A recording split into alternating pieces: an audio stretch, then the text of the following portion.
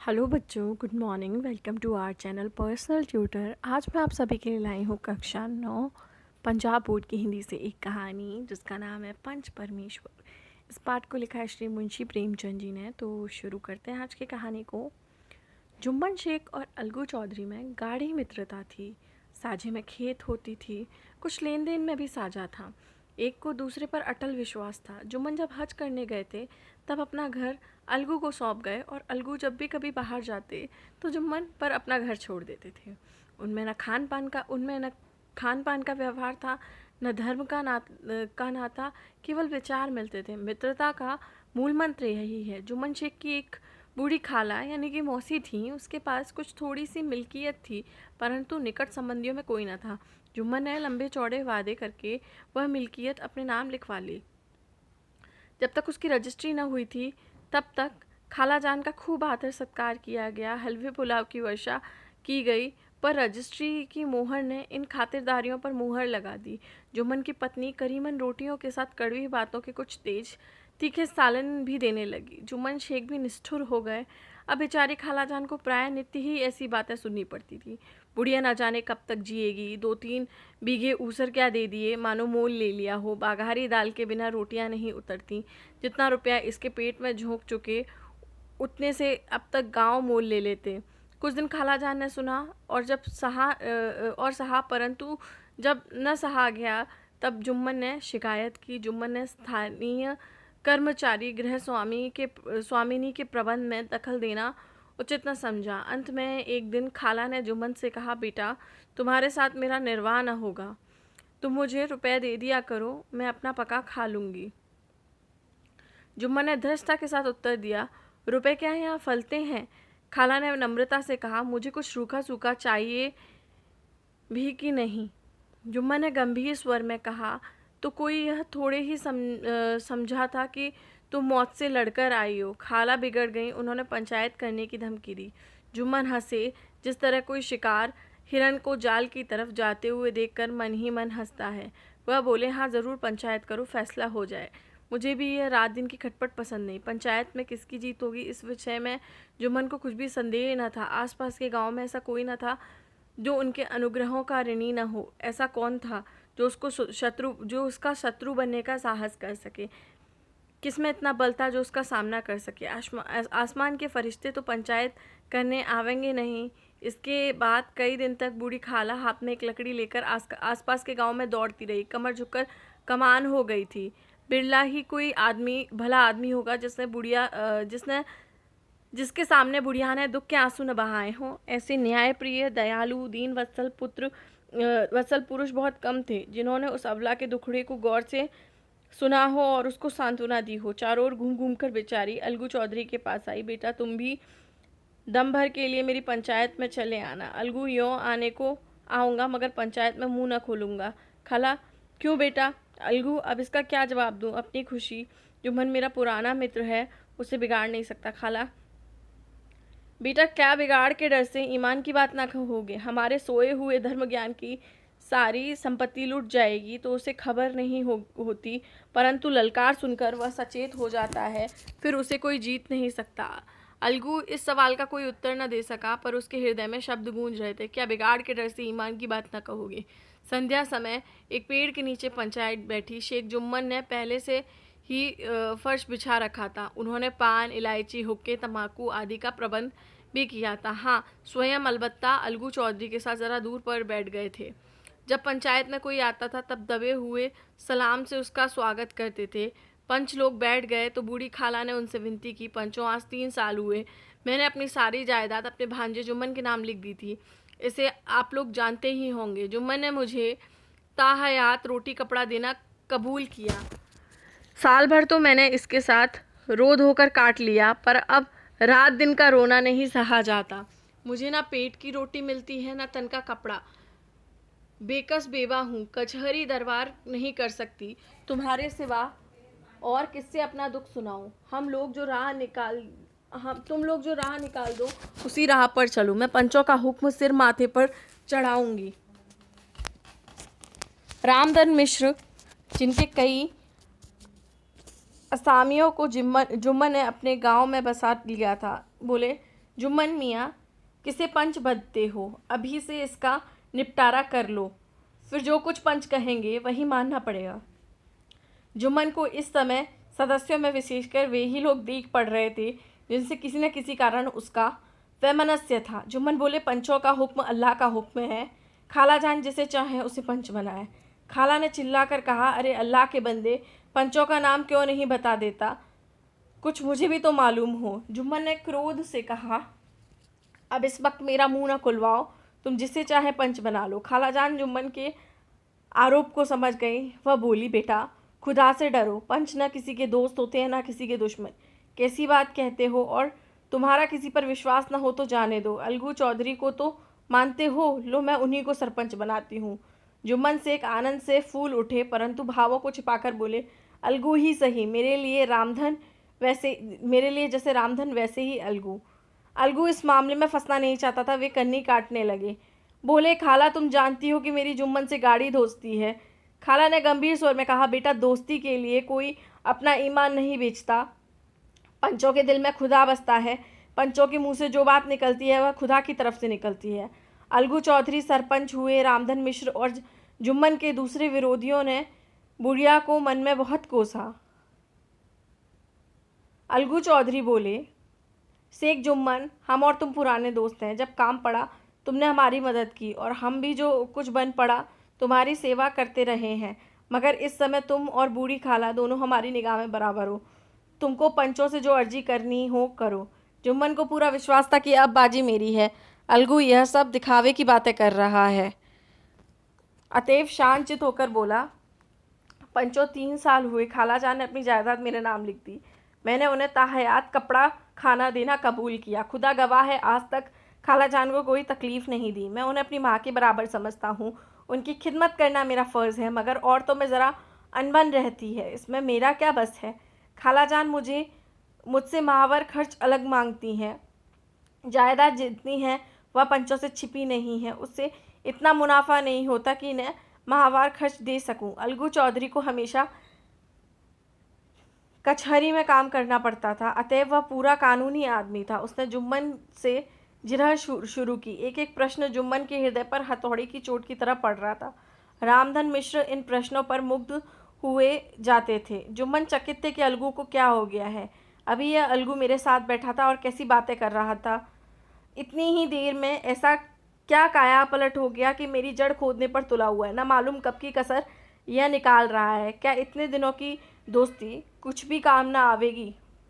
जुम्मन शेख तो इसी संकल्प विकल्प में पड़े हुए थे कि इतने में अलगू ने फैसला सुनाया। जुम्मन शेख, पंचों ने इस मामले पर विचार किया है। उन्हें नीति संगत मालूम होता है कि खाला जान को माहवार खर्च दिया जाए। हमारा विचार है कि खाला की जायदाद से इतना मुनाफा अवश्य होता होगा कि माहवार खर्च दिया जा सके।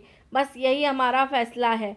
अगर जुम्मन को खर्च देना मंजूर न हो तो संपत्ति की वह रजिस्ट्री रद्द समझी जाएगी। यह फैसला सुनते ही जुम्मन सन्नाटे में आ गया, मगर रामधन मिश्र और अन्य पंच अलगू चौधरी की इस नीति परायणता की प्रशंसा जी खोल कर रहे थे। वे कहते थे, इसका नाम पंचायत है, दूध का दूध और पानी का पानी कर दिया।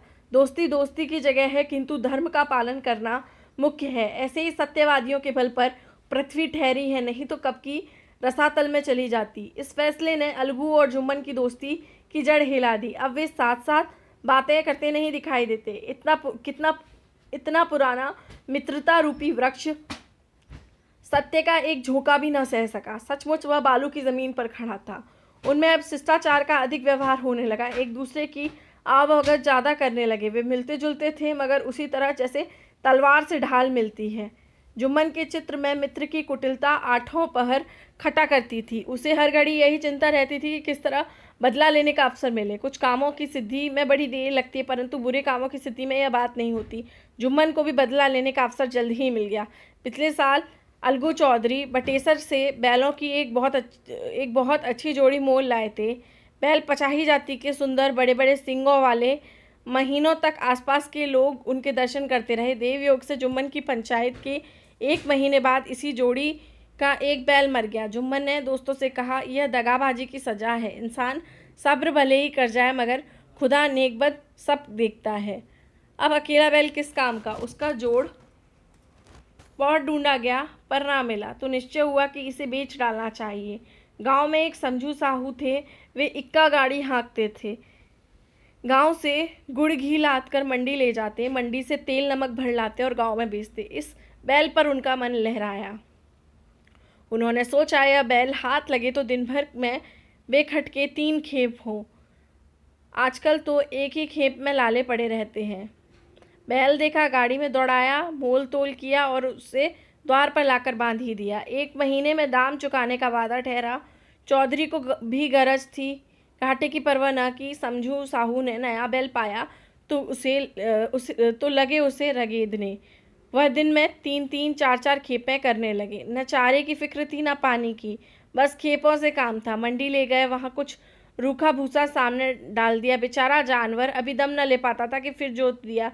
एके का जुआ देखते ही बैल का लहू सूख जाता था।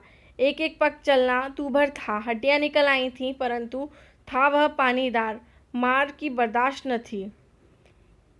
एक दिन चौथी खेप में साहू जी ने दूना बोझा लादा। दिन भर का थका जानवर, पैर न उठते थे। कोड़े खाकर कुछ दूर दौड़ा, धरती पर गिर पड़ा और ऐसा गिरा कि फिर न उठा। कई बार गुड़ और कई पीपे घी उन्होंने बेचे थे। 200-250 रुपये कमर में बंधे थे। इसके सिवा गाड़ी पर कई बोरे नमक के थे, अतएव छोड़कर जा भी नहीं सकते थे।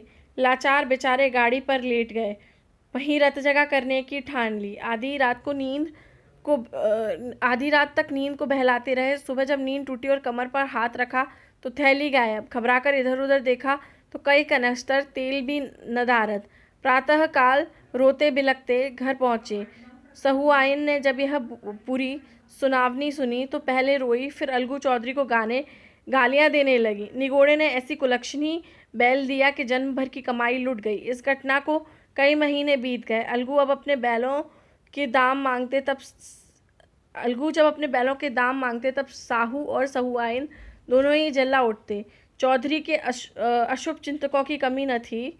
ऐसे अवसरों पर वे एकत्र होते और साहू जी के बर्राने की पुष्टि करते। 150 रुपये से इस तरह हाथ धो लेना अलगू चौधरी के लिए आसान नहीं था। एक बार वे भी गर्म पड़े।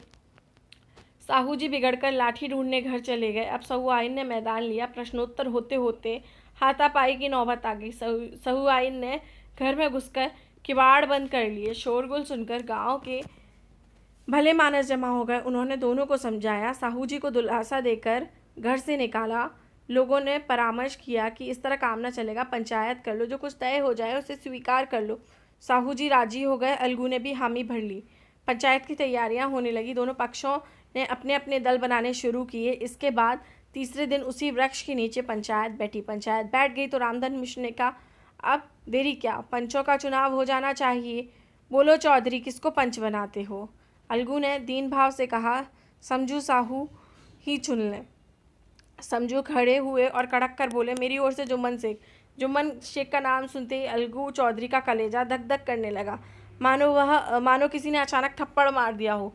रामधन अलगू के मित्र थे, वह बात तो ताड़ गए। पूछा, क्यों चौधरी, तुम्हें कोई उज्र तो नहीं?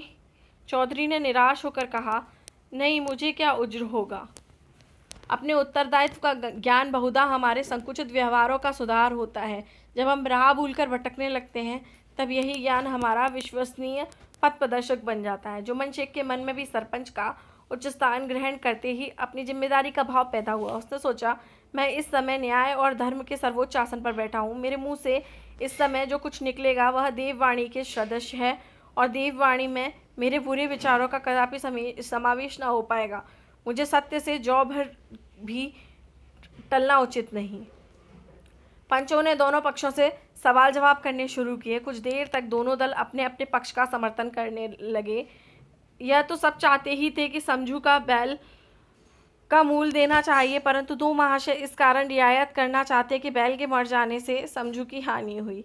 सब व्यक्ति समझू को दंड भी देना चाहते थे, जिससे फिर किसी को पशुओं के साथ ऐसी निर्दयता करने का साहस ना हो। अंत में जुम्मन ने फैसला सुनाया, अगलू चौधरी और समझू साहू, पंचों ने तुम्हारे मामले में अच्छी तरह विचार किया है। समझू को उचित है कि बैल का पूरा दाम दें। जिस वक्त उन्होंने बैल लिया, उसे कोई बीमारी न थी। अगर उसी समय दाम दे दिए जाते तो झगड़ा खत्म हो जाता। बैल की मृत्यु केवल इस कारण हुई है कि उससे बड़ा कठिन परिश्रम लिया गया और उसके दाने चारे का कोई अच्छा प्रबंध न किया गया। रामधन मिश्र बोले, समझू ने बैल को जानबूझकर मारा है, अतएव उनसे दंड लेना चाहिए। जुम्मन बोले, यह दूसरा सवाल है, हमको इससे कोई मतलब नहीं। झगड़ू साहू ने कहा, समझू के साथ कुछ रियायत होनी चाहिए। जुम्मन बोले, यह अलगू चौधरी की इच्छा पर निर्भर है। यह रियायत करें तो उनकी भलमनसी। अलगू चौधरी फूले न समाये उठ खड़े हुए और जोर से बोले, पंच परमेश्वर की जय।